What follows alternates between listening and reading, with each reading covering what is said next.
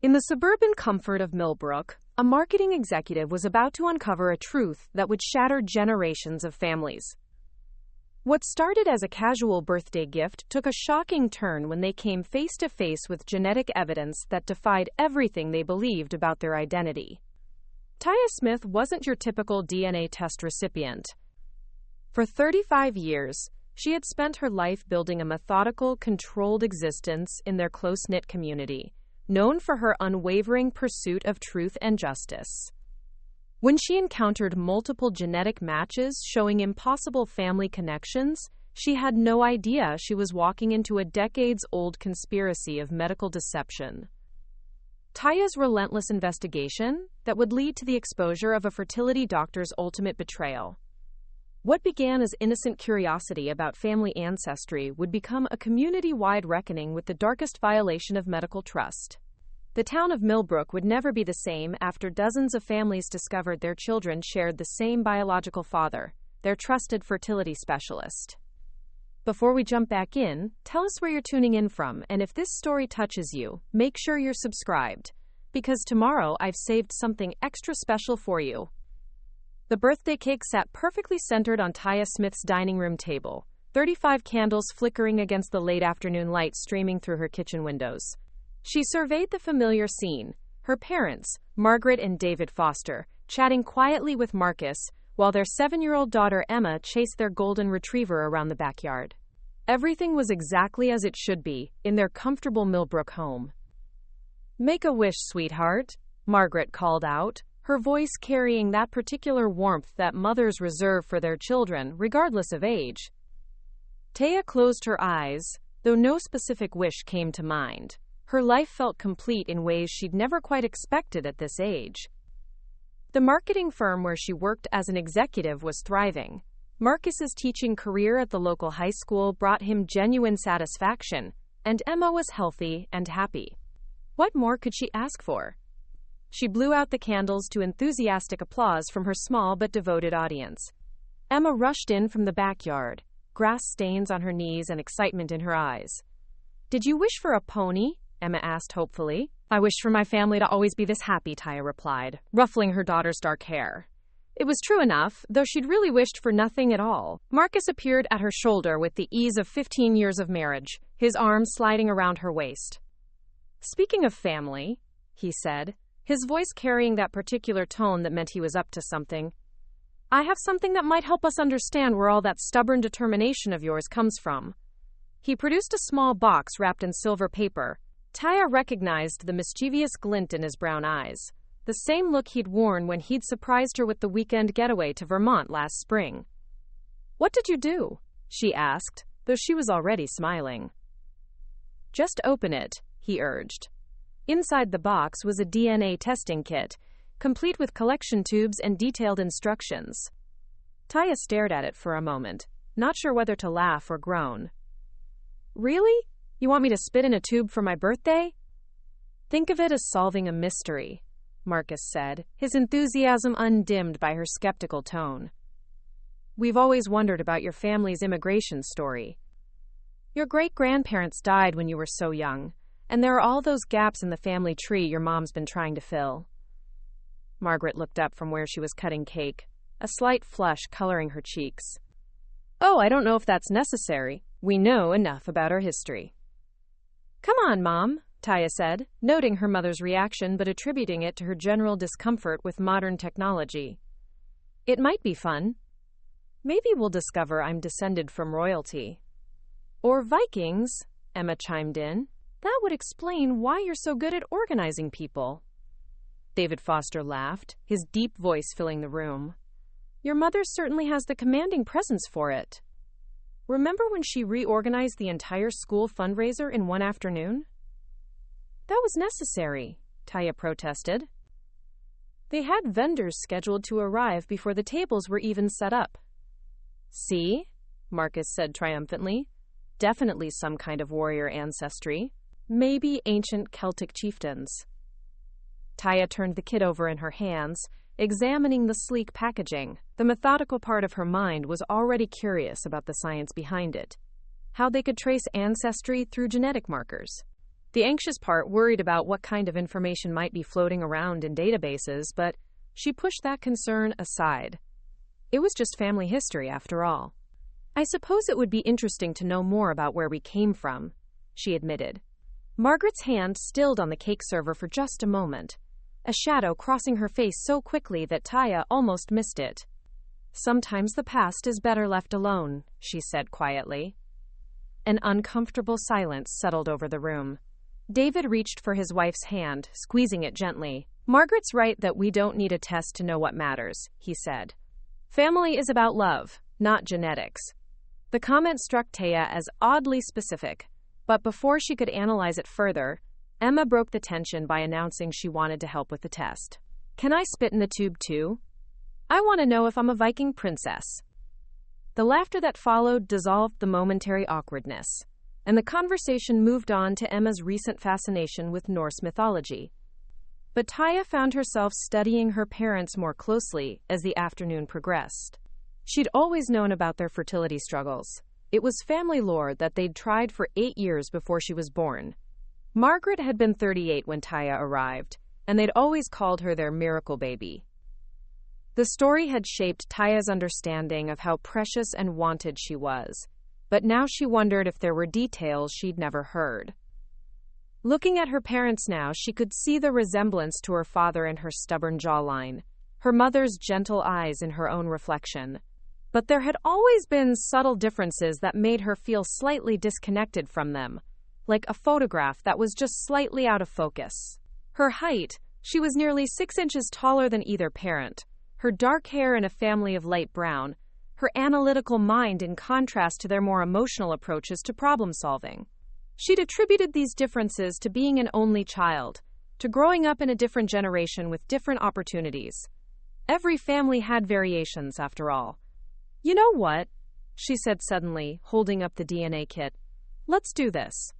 Worst case scenario, we confirm what we already know. Best case, we discover something interesting about our family history.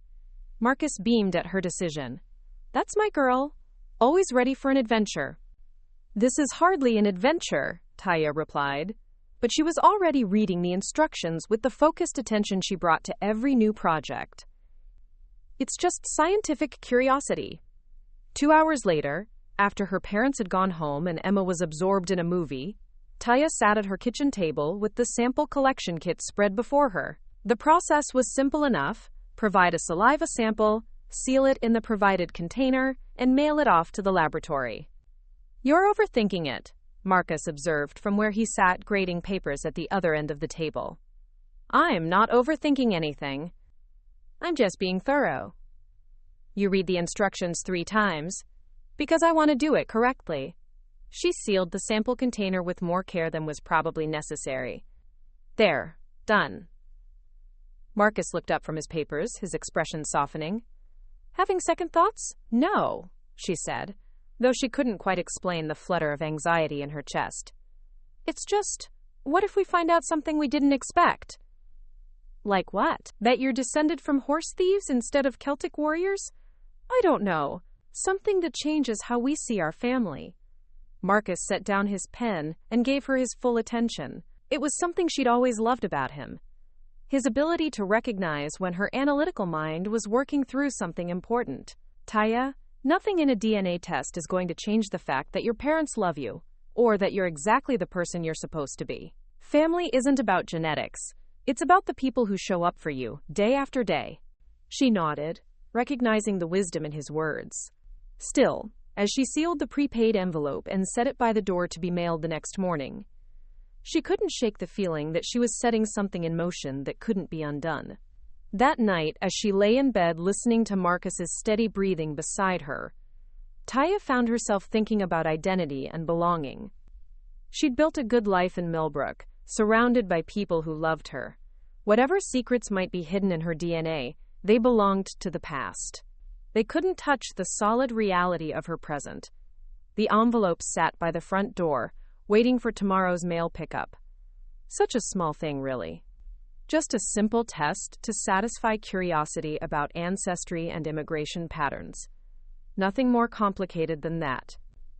Nothing that could possibly change everything. Marcus's hand tightened on his coffee mug as he watched Taya stare at her laptop screen, her face pale in the morning light filtering through their kitchen window. 6 weeks had passed since she'd mailed off the DNA sample, and life had returned to its comfortable rhythm. Until now. The email came in overnight, Taya said, her voice carrying an odd tension. My results are ready. She'd been excited when she first opened her laptop, chattering about finally solving family mysteries over breakfast. Marcus had listened with half an ear while reviewing his lesson plans, accustomed to his wife's methodical approach to everything from work projects to grocery shopping. But something had changed in the last few minutes. The excitement in her voice had been replaced by something else entirely. What does it say about your ancestry? Marcus asked, moving his chair closer to hers at the kitchen table. That's not the problem. Taya's fingers hovered over the trackpad, scrolling through data that meant nothing to him but clearly meant everything to her.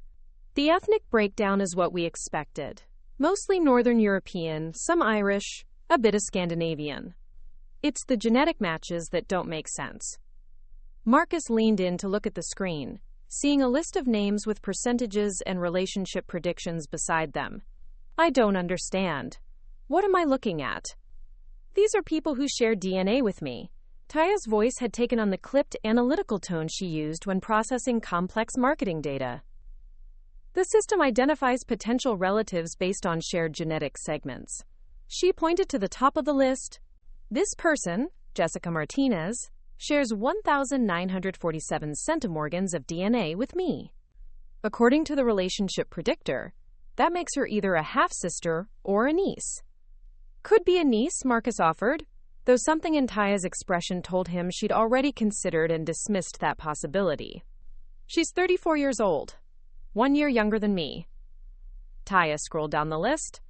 And look at this one. David Chen, 1,823 centimorgans. Half-brother or uncle. He's 36. Marcus felt a chill settle in his stomach as he began to understand what Taya was seeing. How many of these close matches do you have? 7 so far. Her fingers moved rapidly across the keyboard, opening new tabs and cross-referencing information, all within the half-sibling range for DNA sharing. All born within a few years of me. The methodical part of Taya's personality that he'd always admired was now working against them both, her analytical mind refusing to accept comfortable explanations when the data pointed elsewhere. There has to be a mistake, Marcus said, though his voice lacked conviction. Laboratory error, maybe. Mixed up samples. That's what I thought. Taya opened another tab, showing a customer service page. I already submitted a request for clarification. But Marcus... She turned to face him, her dark eyes reflecting a fear he'd rarely seen there. I looked at their profiles. The ones that are public. She clicked through to Jessica Martinez's family tree, a sparse collection of names and dates. She lists her birth location as Millbrook General Hospital. Born in 1991. Marcus's teaching experience had taught him to recognize patterns, and the pattern emerging here made his chest tight with anxiety. Taya, you need to slow down. Don't jump to conclusions. But she was already pulling up another profile. David Chen, also born at Millbrook General, 1989. Another click. Sarah Williams, 1992. Michael Roberts, 1990. This is crazy, Marcus said, though he was beginning to see the terrifying logic of what she was discovering. You're saying all these people are your half-siblings? That would mean my father isn't my father. The words came out flat, matter-of-fact, as if she were reading from a marketing report, instead of dismantling the foundation of her identity. Marcus reached for her hand, finding it cold despite the warm morning.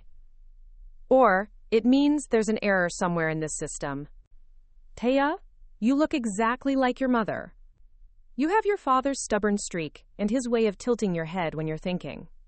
Learned behaviors, she said automatically. Environmental influences, not genetic. Listen to yourself. You're talking about your parents like they're strangers. For the first time since opening the laptop, Taya's analytical composure cracked slightly. What if they are? Marcus, what if everything I've been told about my family, about myself, is a lie?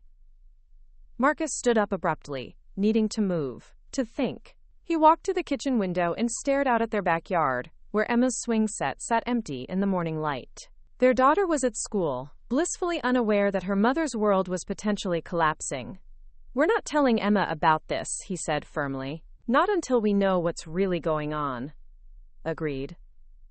Taya's voice was steadier now, as if having a concrete decision to make helped her regain her footing. "I need to contact these people directly, the ones who match with me." Marcus turned back to her, seeing the determination settling into her features. It was a look he'd seen before, when she'd decided to change careers, when they'd been house hunting, when she'd reorganized Emma's entire school fundraiser. Once Taya made up her mind about something, she pursued it with relentless focus. "Maybe you should wait for the company to respond first," he suggested. "No." She was already opening a new browser tab.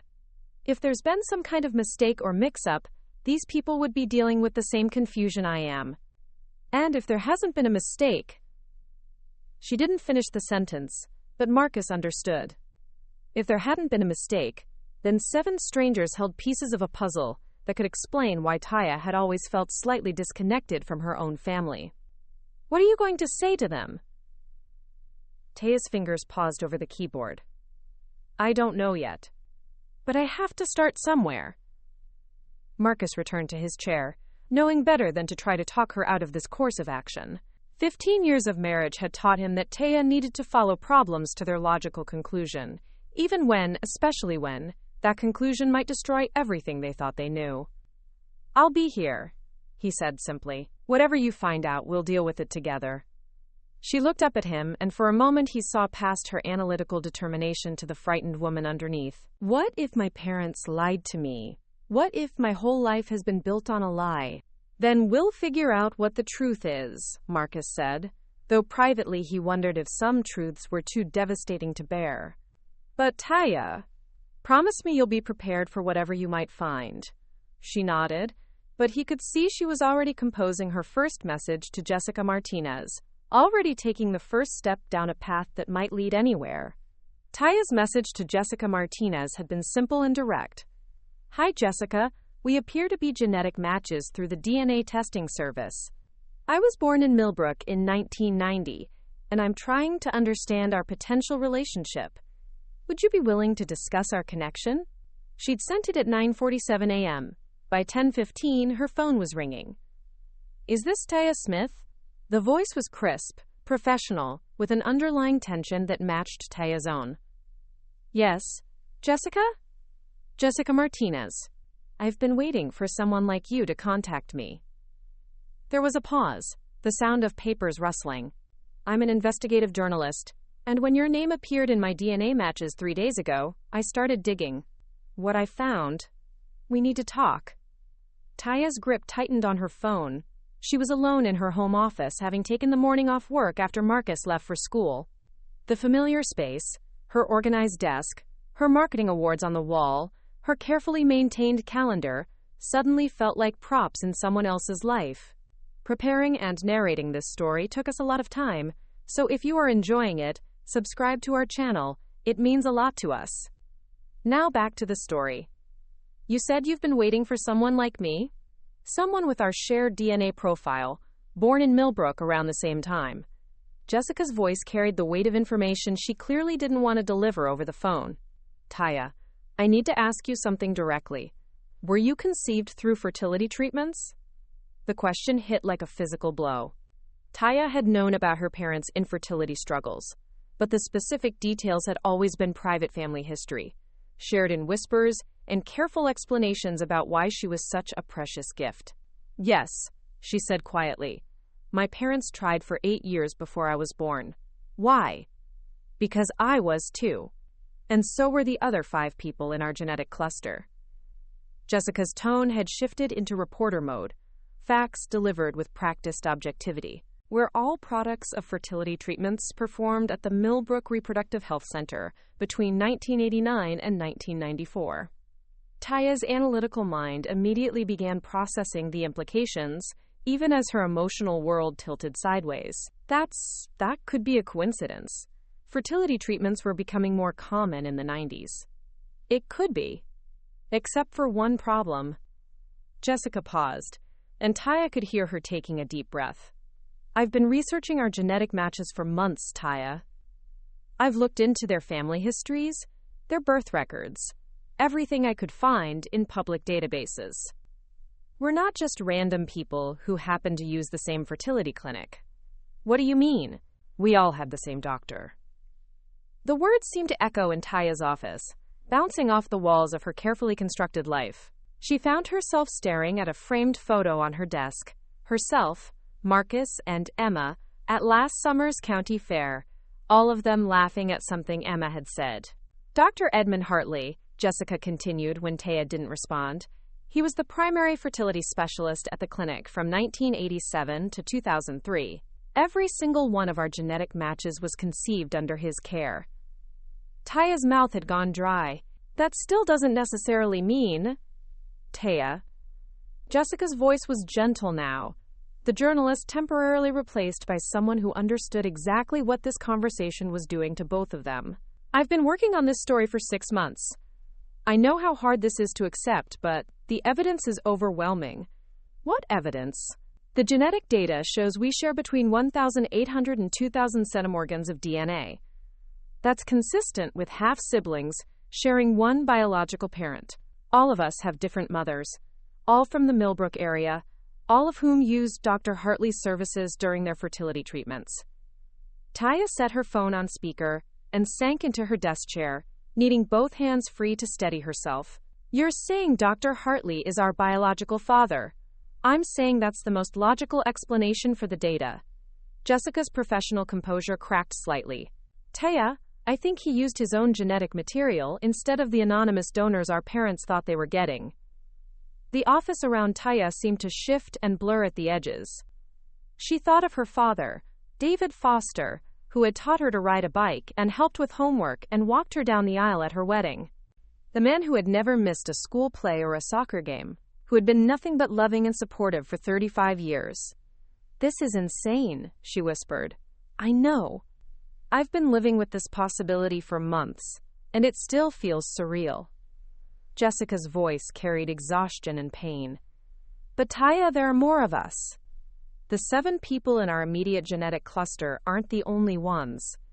I've found at least 15 potential matches. Maybe more. People who don't know yet, who haven't taken DNA tests or haven't seen the results. 15?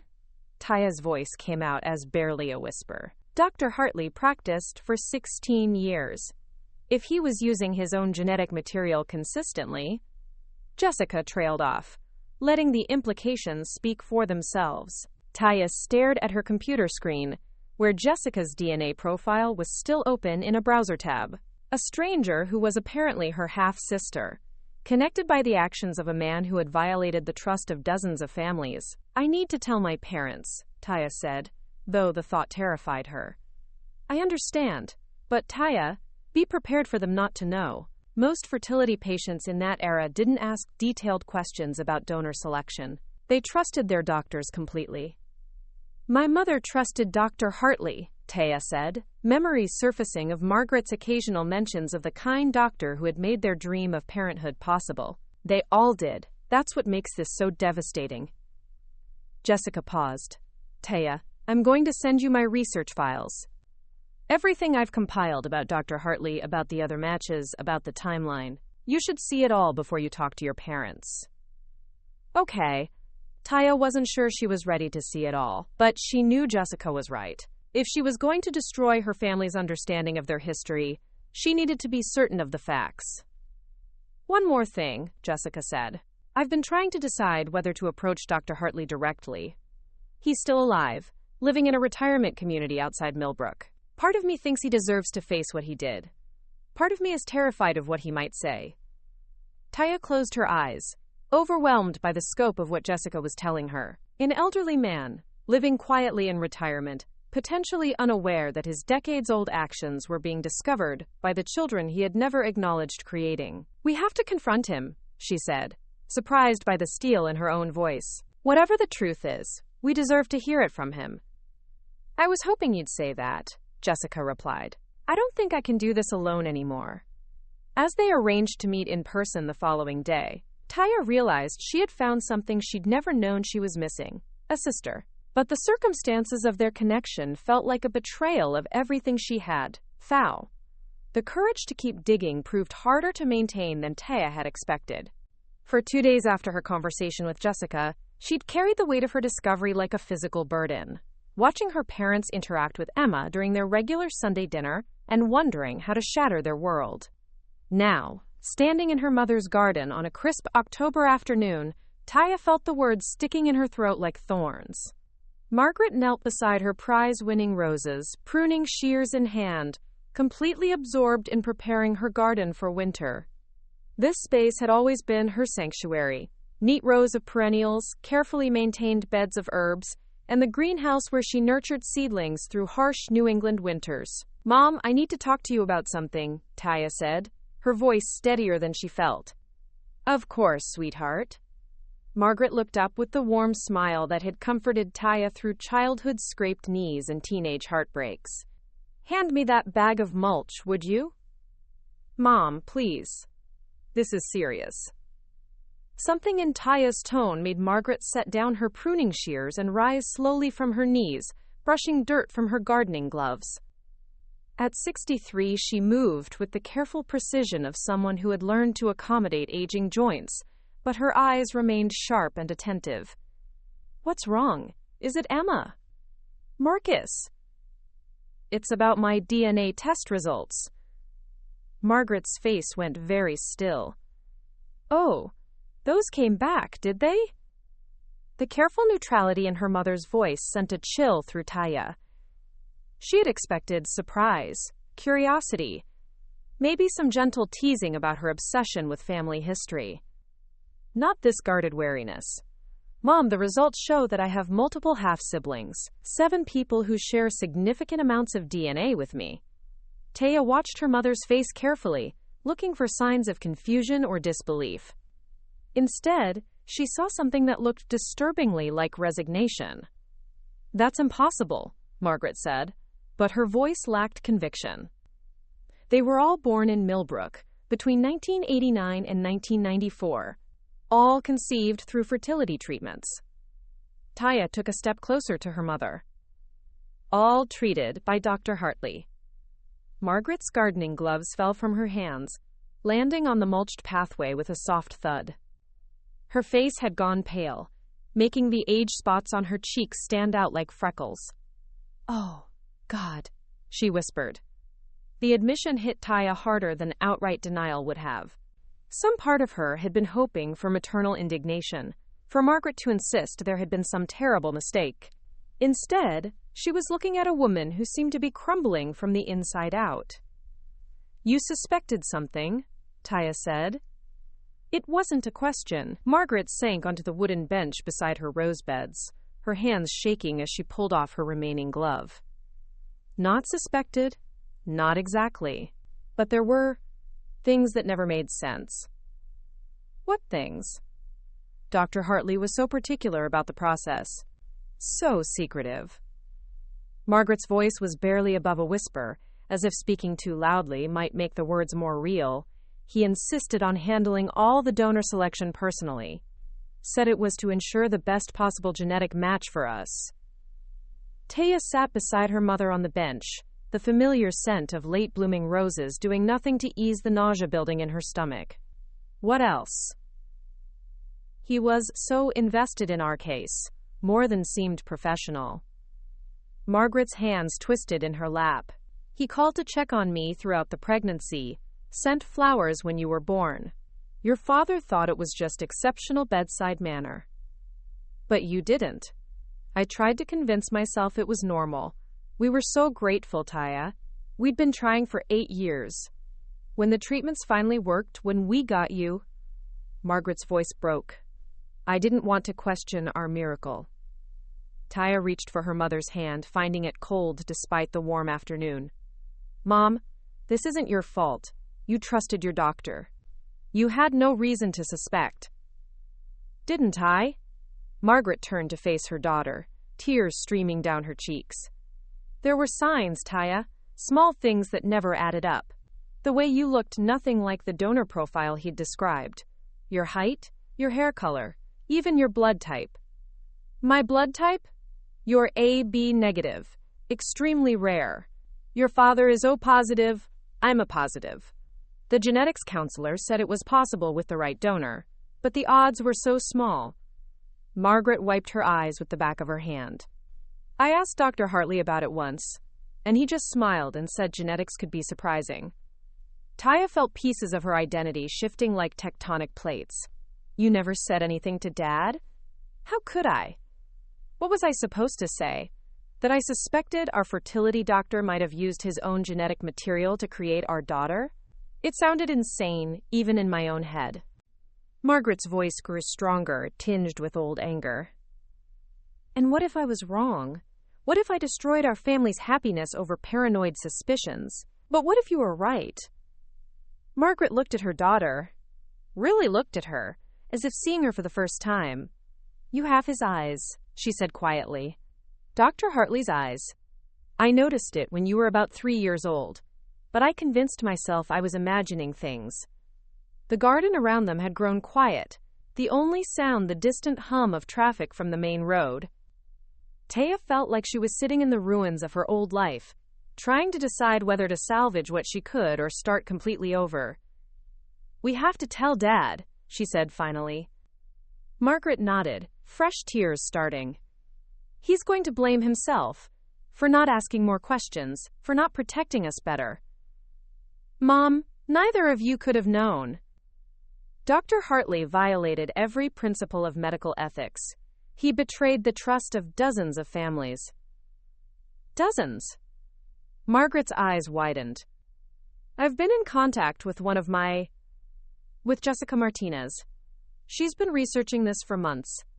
There are at least 15 of us. Maybe more. Margaret pressed her hands to her mouth, horror replacing grief in her expression. All those families. All those children who don't know. Jessica thinks we need to approach Dr. Hartley directly to get the truth from him. Is he still alive? Living in a retirement community outside town? Taya stood up from the bench, pacing to the edge of the garden bed. Mom, I need to ask you something, and I need you to be completely honest. Margaret straightened her shoulders, preparing herself. What? Do you think there's any chance that Dr. Hartley's wife knew? That anyone else at the clinic was involved? The question hung in the air between them, carrying implications that neither woman wanted to fully consider. If this had been a conspiracy rather than the actions of one rogue doctor, the scope of the betrayal was even more devastating. I don't know, Margaret said finally. But Taya, we're going to find out, aren't we? Taya looked at her mother, this woman who had raised her with such love and patience, who had kept her suspicions buried for 35 years rather than risk destroying their family's happiness. She saw strength there alongside the pain, a determination that matched her own. Yes, Taya said. We're going to find out everything. She knew about family, love, and truth. When she hung up the phone, the silence in her office felt profound and terrible. In the span of one conversation, her understanding of her own identity had been fundamentally altered. The question now was whether she had the courage to keep digging, knowing that each new revelation might destroy something precious and irreplaceable.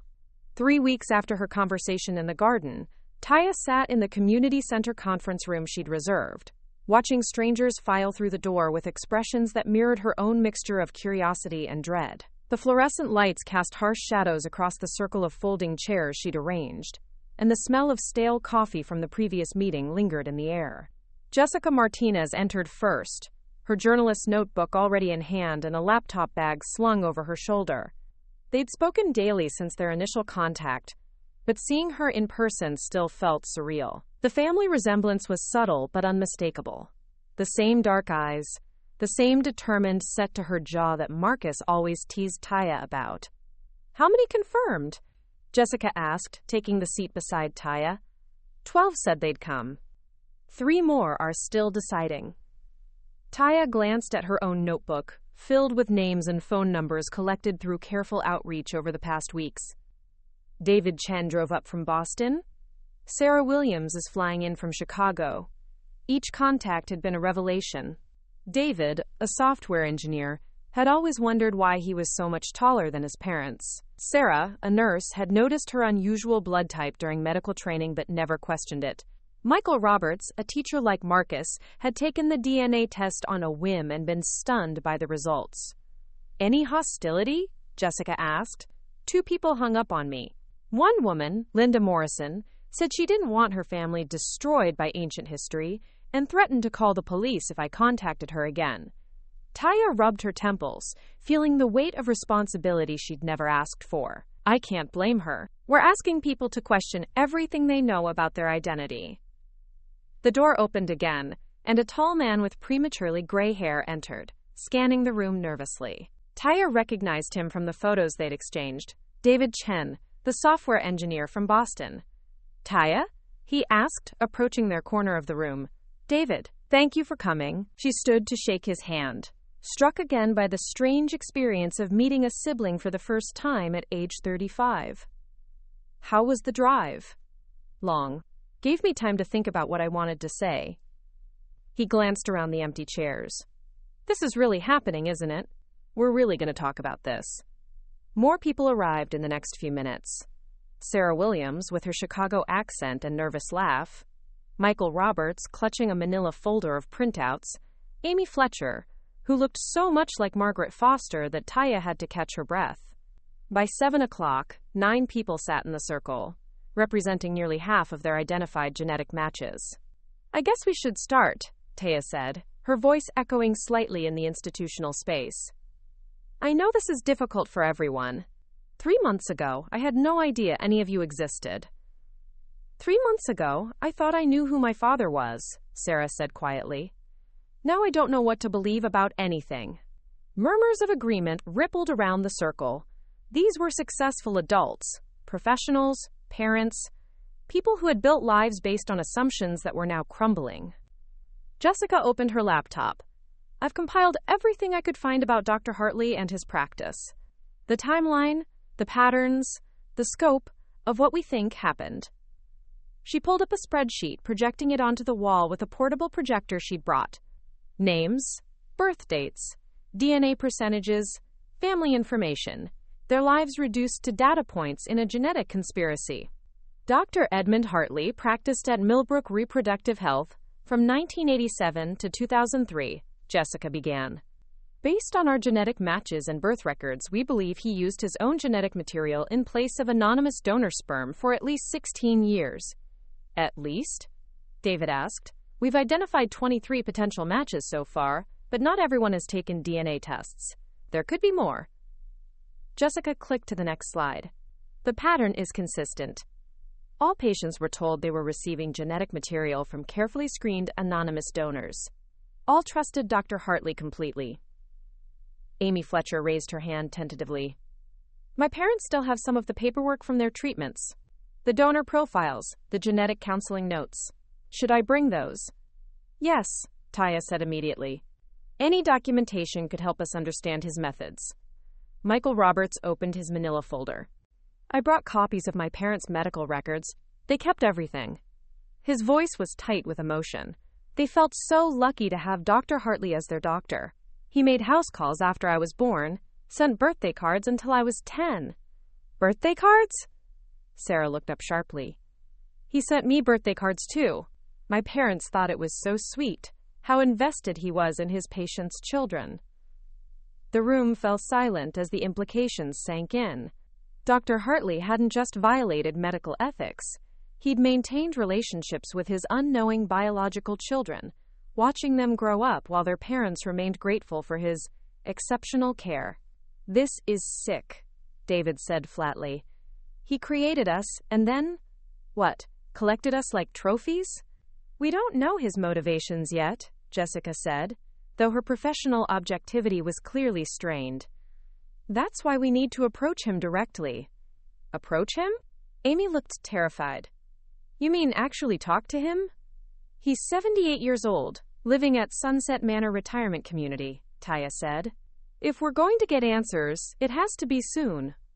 What if he denies everything? Michael asked. Then we'll have tried, Jessica replied. But we'll also have genetic evidence that's difficult to dispute. Sarah leaned forward in her chair. What about legal action? Surely what he did was criminal. Murky territory, Jessica admitted. Fertility fraud laws barely existed when most of us were conceived. Statutes of limitations may have expired, but that doesn't mean we can't seek some form of accountability. The discussion continued for another hour, voices rising and falling as 9 adults grappled with questions they'd never imagined having to ask. Some wanted immediate confrontation with Dr. Hartley. Others preferred gathering more evidence first. A few wondered if they should just walk away and try to rebuild their sense of identity in private. As the meeting ended and people exchanged contact information, Taya felt the weight of leadership settling on her shoulders. These people looked to her for direction, for answers she didn't have. She thought of Marcus at home with Emma, probably helping with homework and wondering how his wife's quest for truth was reshaping their family. We'll figure this out, she told Amy Fletcher as they walked to their cars together. Whatever the truth is, we'll face it together. But as she drove home through the familiar streets of Millbrook, Taya wondered if some truths were too devastating to survive intact, and whether the family she'd built with Marcus and Emma could withstand the earthquake she'd set in motion by spitting into a tube on her 35th birthday. The antiseptic smell of Sunset Manor's lobby made Taya's stomach clench as she waited with Jessica and 2 other half-siblings, David Chen and Sarah Williams, for their appointment with Dr. Edmund Hartley. The retirement home's cheerful decor felt obscene given the gravity of their mission. He's expecting us at 2 o'clock, the receptionist had said with professional brightness. Room 237. Take the elevator to the 2nd floor. Now, standing outside his door, Taya felt her courage wavering. Through the thin walls, she could hear the murmur of a television, the ordinary sounds of an elderly man's afternoon routine. How did you confront someone who had fundamentally altered dozens of lives while believing he was performing acts of kindness? Jessica knocked, 3 sharp raps that seemed to echo down the hallway. Come in, came a voice from inside, surprisingly strong for a man in his late 70s. Dr. Edmund Hartley sat in a worn leather recliner beside his window, afternoon sunlight illuminating a face that Taya recognized with a shock of familiarity. Those were her eyes looking back at her, the same deep brown, the same slight upturn at the outer corners. David Chen's height and build. Sarah Williams's stubborn jawline. Dr. Hartley, Jessica began, her journalist training taking over, thank you for agreeing to meet with us. The confrontation with Dr. Hartley had left them all emotionally drained but legally nowhere. His casual admission, delivered with the serene confidence of a man who genuinely believed he'd been helping families, had been both vindicating and infuriating. But, as Detective Ray Sullivan explained 3 days later in his cramped office at Millbrook Police Station, confession didn't automatically translate to prosecution. The problem is timing, Sullivan said, his weathered face creased with frustration. He was a career detective 6 months from retirement, and this case clearly represented the kind of legal complexity he'd hoped to avoid in his final year. Most of you were conceived between 1989 and 1994. Connecticut's statute of limitations for fraud is 6 years. We're decades past that. Taya sat forward in her chair, Jessica beside her taking notes with mechanical precision. What about federal charges, interstate fraud? Harder to prove. Dr. Hartley's practice was local, his patients were local. The FDA didn't start regulating fertility clinics until 1992, and even then, donor consent laws were murky at best. Sullivan pulled out a thick file. I've been researching similar cases. There's precedent for civil suits, but criminal prosecution is nearly impossible. So he just gets away with it? David Chen's voice carried the anger they all felt. I didn't say that. Sullivan's tone sharpened. I said criminal prosecution is difficult. There are other avenues. Medical board complaints, civil litigation, public exposure. But you need to understand what you're signing up for. The conversation was interrupted by Sullivan's phone ringing. Through the thin office walls, they could hear other phones joining in, creating a cacophony that made the detective frown. Sullivan, he answered curtly, then listened for a long moment. His expression darkened. When did it break? How many calls? Christ. Okay, I'll be right there. He hung up and looked at them grimly. Someone leaked your story to Channel 8 News. It's been running as a breaking story for the past hour. Taya felt the blood drain from her face. They'd agreed to keep their investigation quiet until they decided how to proceed. Now that choice had been taken away from them. We need to go, Jessica said, already standing. Our families need to hear this from us, not from the evening news.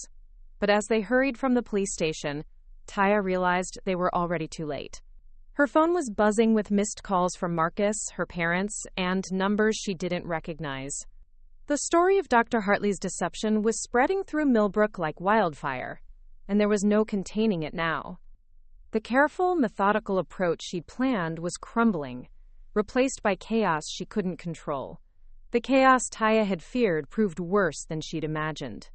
Within 24 hours of the news breaking, reporters had camped outside Sunset Manor, her parents' house, and even Emma's school. The half-sibling support group fractured almost immediately, some members retreating into silence, while others gave interviews that contradicted each other's accounts. It was Jessica who suggested they visit Elena Hartley. She's been at Willowbrook Memory Care for 3 years, Jessica explained as they sat in Taya's kitchen 2 weeks after the media storm began. Dark circles under her eyes revealed the toll of constant phone calls from journalists and distant relatives seeking information. Dr. Hartley's son Bobby mentioned her during one of his damage control interviews. Taya looked up from the legal documents scattered across her table. Civil suit papers, media releases, cease and desist letters from other families who wanted their privacy protected. You think she knew? I think she's the only person besides Dr. Hartley who might have answers. And unlike him, she can't hide behind lawyer-crafted statements about, quote, providing the best possible care to desperate families. The drive to Willowbrook took them through the heart of Millbrook, past the closed reproductive health center that had been the site of Dr. Hartley's practice for 16 years. Someone had spray-painted "Liar" across the building's facade, and dead flowers were scattered on the front steps, offerings from angry families or supporters. Taya couldn't tell which. Elena Hartley sat in the memory care facility's sunroom, staring out at a carefully maintained garden, while other residents dozed in wheelchairs or worked on simple puzzles. At 75, she retained traces of the beauty that must have caught Dr. Hartley's attention decades earlier, but her eyes held the vacant confusion that came with advanced dementia. Mrs. Hartley? Taya approached her chair carefully. I'm Taya Smith. This is Jessica Martinez. We'd like to talk with you about your husband's medical practice. Elena turned toward them slowly, her gaze struggling to focus. Edmund? Is Edmund here? He promised to visit today. Jessica sat in the chair beside her. Mrs. Hartley, were some of the children conceived at your husband's clinic? We're trying to understand what happened during those years. For a moment, Elena's expression remained blank. Then, something shifted. A flicker of recognition or memory that made her face crumble with grief. Oh God, she whispered. You're some of them, aren't you? Some of Edmund's children. The admission hit Taya like a physical blow. You knew? I suspected. For years, I suspected. Elena's voice became clearer, as if the weight of her secret was temporarily lifting the fog of dementia. But I was a coward. I was weak and selfish, and I let it continue. Jessica leaned forward. What did you suspect, Mrs. Hartley? The donor records were fake. The genetic profiles, the screening reports. Edmund created them all. He told the families what they wanted to hear about their donors, but he was using his own genetic material. She pressed her hands to her mouth. I helped him with the paperwork sometimes. I saw the inconsistencies. Why didn't you report him? Taya asked, though her voice carried no judgment, only desperate need for understanding. Because I loved him. Because he convinced me he was helping people who couldn't have children any other way. Because I knew that exposing him would destroy not just our lives, but the lives of all those families who were so happy with their miracle babies. Elena's eyes filled with tears. I told myself it wasn't really wrong. That the children would be loved and wanted, that their parents would never need to know. But children grow up, Jessica said quietly. They take DNA tests, they ask questions. I know that now. I've known it for years. Watching you all grow up in this town, seeing Edmund's features in so many young faces. Elena looked directly at Taya. You have his eyes. You always did. Even as a little girl, when your mother brought you to the Christmas parties we hosted for our patients' families. The revelation that Dr. Hartley had maintained social relationships with the families he'd deceived added another layer of violation to an already devastating situation. Taya thought of family photos from her childhood, wondering if any showed her unknowingly posing with her biological father. Mrs. Hartley, Taya said, how many children do you think there are? Elena's moment of clarity was fading, her eyes becoming distant again. So many, too many to count. Edmund was so proud of his legacy, his genetic contributions to the community. He never understood that what he did was wrong. Did anyone else at the clinic know? Dr. Peterson suspected toward the end. That's why Edmund retired early. There were questions being asked, protocols being implemented. Elena's voice was growing weaker. But by then it was too late. The damage was done. As they prepared to leave, Elena grasped Taya's hand with surprising strength. I'm sorry, she whispered. I'm so sorry I didn't have the courage to stop him. You deserved better. All of you deserved better. Driving back through Millbrook, Taya felt the full weight of Elena's confession settling over her. This hadn't been the isolated actions of one rogue doctor. It had been a conspiracy of silence, enabled by love and fear, and the desire to protect comfortable lies over difficult truths. The question now was whether she had the strength to continue fighting for accountability, knowing that each new revelation might destroy another family's peace forever. The decision to publish Jessica's exposé hadn't been made lightly. After Elena Hartley's devastating confession, Taya had spent 3 sleepless nights weighing the consequences of going fully public against the alternative of letting Dr. Hartley's deception remain partially hidden. Marcus had found her at 2 a.m. on the 3rd night, sitting at their kitchen table surrounded by legal documents and photographs of her half-siblings. You're going to do it, aren't you? He'd said, settling into the chair beside her with the weary acceptance of a man who knew his wife's moral compass wouldn't allow her to choose the easier path. I have to. Elena knew Marcus. For decades, she knew and stayed silent. How many other people suspected something but chose not to ask questions? How many fertility doctors are still doing this because no one talks about it? Now, 6 weeks later, Taya stared at her laptop screen as Jessica's article dominated the front page of the Boston Globe's website. The Fertility Doctor's Secret Children, How One Man's Deception Created Dozens of Unwitting Siblings, had been picked up by national news outlets within hours of publication. Her phone hadn't stopped ringing since dawn. Mrs. Smith, this is CNN. We'd like to interview you about your experience. Taya, it's Sarah Williams. My parents are getting death threats. People are calling us liars, saying we're just after money. Miss Smith, this is a producer from 60 Minutes. We're developing a segment on fertility fraud, and we'd love to speak with you. Marcus stood in their kitchen doorway, holding Emma's backpack and looking older than his 43 years. The school principal called. There are reporters in the parking lot. I'm taking Emma to my mother's for a few days. Taya looked up from her laptop, seeing the strain in her husband's face. The past 2 months had tested their marriage in ways she'd never anticipated. Marcus had been supportive, but she could see him struggling between his love for her and his protective instincts toward their daughter. I'm sorry, she said. I never wanted this to affect Emma. I know. But it has affected her. Her friends are asking questions she doesn't understand. She heard the name Dr. Hartley on the news and asked if he was her grandfather now. Marcus's voice carried exhaustion and something that might have been resentment. Taya, when does this end? Before she could answer, her phone rang again. This time, the caller ID showed Bobby Hartley's number. I should take this, she said. Taya, have you seen the news? Bobby's voice was tight with controlled emotion. My father died last night. Peaceful.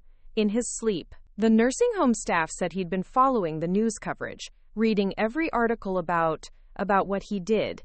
The revelation hit her like a physical blow. Dr. Edmund Hartley was gone, taking with him any remaining secrets, and denying his victims the satisfaction of seeing him face full consequences for his actions. "I'm sorry for your loss," she said automatically, then immediately felt foolish. "How did you express condolences to the son of a man who had violated your very existence?"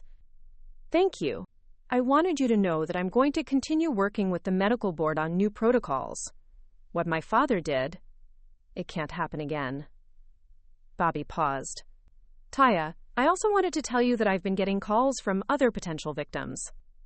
People who saw the article and think they might have been conceived at my father's clinic." "How many?" 12 so far. From different states. Families who moved away from Millbrook years ago, but remember my father's name from their fertility treatments." After hanging up, Taya sat in her kitchen, listening to the sounds of her neighborhood waking up. Dogs barking, school buses rumbling past, the familiar rhythms of ordinary life continuing despite her personal earthquake. Through the window, she could see Mrs. Patterson from next door peeking through her curtains, probably trying to catch a glimpse of the media circus that had descended on their quiet street. The doorbell rang, followed by insistent knocking. Marcus intercepted the latest reporter before they could ring again, his teacher's voice carrying clearly through the front door. "No comment. Please respect our family's privacy." Taya's laptop chimed with another email notification. This one was from Amy Fletcher, one of her half-siblings who had chosen to remain anonymous in Jessica's article. "Taya, saw the news about Dr. Hartley's death. Not sure how I feel about it. My parents are devastated that their quote quote quote quote quote quote quote quote quote quote quote quote quote quote quote quote quote quote quote e mali prakawata. My pornister a miracle doctor is being portrayed as a monster in the media. They keep saying he gave them the greatest gift of their lives. Me. How do I explain that the gift came at the cost of lies and violation? My dad hasn't spoken to me since the article came out. He says I've destroyed our family's happiness for nothing. Maybe he's right. Maybe some truths are too painful to be worth telling." The email crystallized everything Taya had been struggling with for months. Was justice worth the destruction it brought? Was exposing Dr. Hartley's deception worth fracturing dozens of families who had been content with their comfortable myths? Her phone buzzed with a text from Jessica. "Article has been viewed 3 million times. 3 other fertility fraud cases have been reported to authorities since publication. We did the right thing." But as Taya watched Marcus load Emma's overnight bag into his car, preparing to take their daughter away from the chaos her mother had created, she wondered if doing the right thing and doing the wise thing were always the same choice. Dr. Hartley was dead, beyond the reach of earthly accountability. His victims were left to rebuild their shattered identities in the harsh glare of public scrutiny. The price of truth, she was learning, was often higher than anyone anticipated. And sometimes, even when you paid it willingly, you couldn't be certain the purchase had been worth the cost. Outside, another news van pulled up to the curb, and Taya realized that her journey toward justice had transformed her from a private person seeking answers into a public symbol of something much larger than herself. Whether she had chosen that role or had it thrust upon her no longer mattered. Now she had to figure out how to live with the consequences. The memorial service for Elena Hartley took place on a crisp April morning, 6 months after Jessica's exposé had shattered the quiet of Millbrook forever. Taya stood at the edge of the small gathering in Riverside Cemetery, surprised by her own presence at the funeral of a woman who had enabled decades of deception. But Elena's final confession had revealed her as another victim of Dr. Hartley's manipulation, a woman whose love and fear had made her complicit in something she'd known was wrong.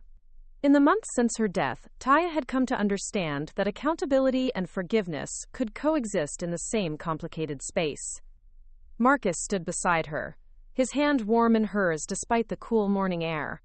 Their marriage had survived the media storm, though it bore new scars. The counseling sessions they'd started in February were helping them rebuild trust that had been strained by months of public scrutiny and private upheaval. Emma, now 8, had stopped asking when the reporters would go away. They'd simply become part of her understanding of how the world worked. "I wasn't sure you'd come," Bobby Hartley said, approaching them after the brief service. Dr. Hartley's son looked older than his 45 years, his face bearing the weight of his father's legacy and his own efforts to make amends. Elena deserved to have us here, Taya replied. She was brave enough to tell the truth when it mattered. Bobby nodded, his eyes scanning the small group of mourners. 5 of you came. Dad's children, I mean. I didn't expect. We're not your father's children, Jessica Martinez said firmly, joining their conversation. We're our parents' children, the people who raised us and loved us. Dr. Hartley was a sperm donor. That's all. The distinction had become important to all of them in different ways. Some of Taya's half-siblings had embraced their genetic connection, forming close friendships and even planning family vacations together. Others, like David Chen, had chosen to acknowledge the biological relationship while maintaining emotional distance. A few had disappeared entirely from their informal network, choosing privacy over connection. How's the foundation work going? Marcus asked Bobby, steering the conversation toward easier ground. Good. Challenging. Bobby managed a tired smile. We've helped draft legislation in 3 states requiring genetic counselors to be present during all fertility procedures. The medical board has implemented new oversight protocols. It's not enough to undo what happened, but maybe it prevents future cases. Taya had left her marketing career to work with Bobby on fertility fraud prevention and patient advocacy. The transition hadn't been easy. Her methodical nature sometimes clashed with his more emotional approach to their mission, but they'd found common ground in their determination to ensure Dr. Hartley's deception could never be repeated. Any word from the other cases? Jessica asked. 2 more convictions in California and Florida, both recent cases, within the statute of limitations. Bobby's voice carried satisfaction tempered by frustration. The Texas case was dismissed on technical grounds. They'd learned that Dr. Hartley's actions were part of a much larger pattern. Fertility fraud cases were emerging across the country as DNA testing became more common and affordable. Each revelation brought new victims forward, creating a growing network of people grappling with shattered assumptions about their identities. As the small group began to disperse, Margaret Foster approached Taya with careful steps. Her mother had aged visibly in the past year, the stress of public scrutiny and private guilt taking their toll. But she'd also found strength in unexpected places, developing close relationships with several of Taya's half-siblings, and becoming a fierce advocate for fertility patients' rights. How are you doing, sweetheart? Margaret asked, using the same endearment she'd used throughout Taya's childhood. Better. Different, but better. Taya hugged her mother, breathing in the familiar scent of her lavender perfume. How's Dad? Adjusting. He's started calling Jessica and Amy regularly. Says he always wanted more children and he's not letting a little thing like genetics stop him from claiming his daughters now. The comment made Taya smile. Her father's initial devastation had gradually transformed into determination to expand his definition of family. He'd attended Emma's school play the previous month with Jessica and her teenage son in tow, proudly introducing them to other parents as his quote, bonus daughters and grandson. Are you coming to Sunday dinner this week? Margaret asked. Michael and Sarah are driving up from Boston. Wouldn't miss it. The weekly dinners had become a tradition, rotating between various family members' homes as their network of relatives continued to evolve. As they walked toward their cars, Taya reflected on how much had changed since that DNA test on her 35th birthday. She'd lost the comfortable certainty of her genetic heritage but gained something more complex and perhaps more valuable, an understanding that family was defined by choice and commitment rather than shared chromosomes. The truth had been devastating and transformative in equal measure, but standing in the cemetery where Elena Hartley now rested beside her husband, surrounded by the people who had become her chosen family through shared trauma and mutual support, Taya realized she wouldn't change the path that had brought them all together. Some gifts, she'd learned, came wrapped in the most unexpected packages. Up next, you've got 2 more standout stories right on your screen. If this one hit the mark, you won't want to pass these up. Just click and check them out. And don't forget to subscribe and turn on the notification bell so you don't miss any upload from us.